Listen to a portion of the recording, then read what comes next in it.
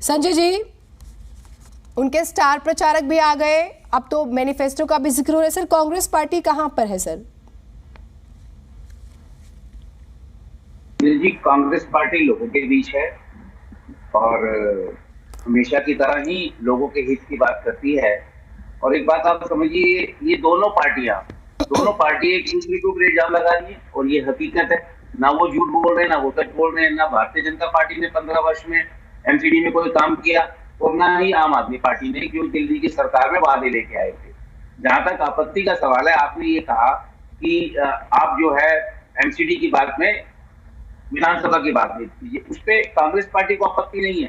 Congress party को इस guarantee शब्द पे आपत्ति है। ये गारंटी, क्योंकि इनकी गारंटी पे इसलिए विश्वास नहीं किया जा सकता, इन्होंने जो गारंटियां 2015 में दी थी उस पर अमल नहीं किया।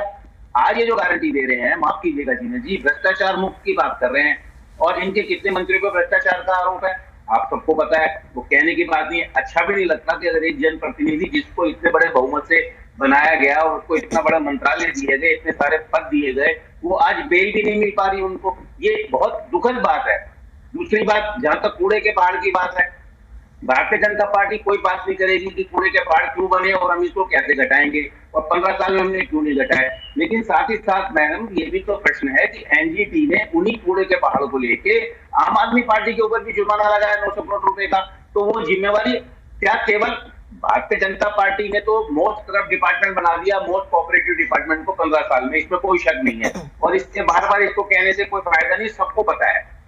लेकिन क्या अरविंद केजरीवाल जी ने कभी, ये सिर्फ 8 साल बाद उनको पहाड़ दिखाई दिए?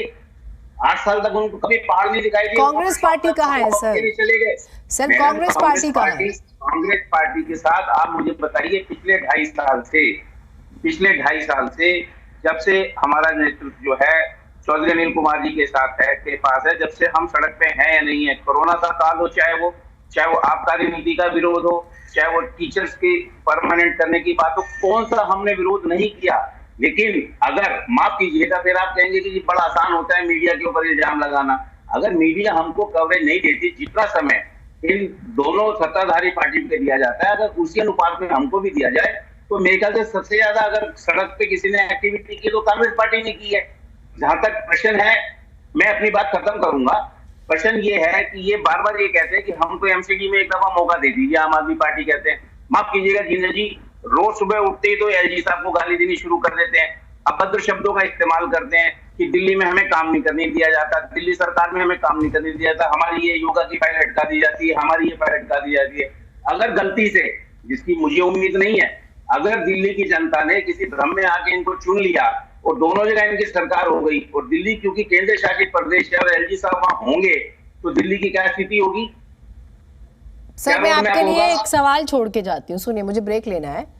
आपने कहा जितनी कवरेज इन्हें मिलती है, अगर उतनी आपको मिले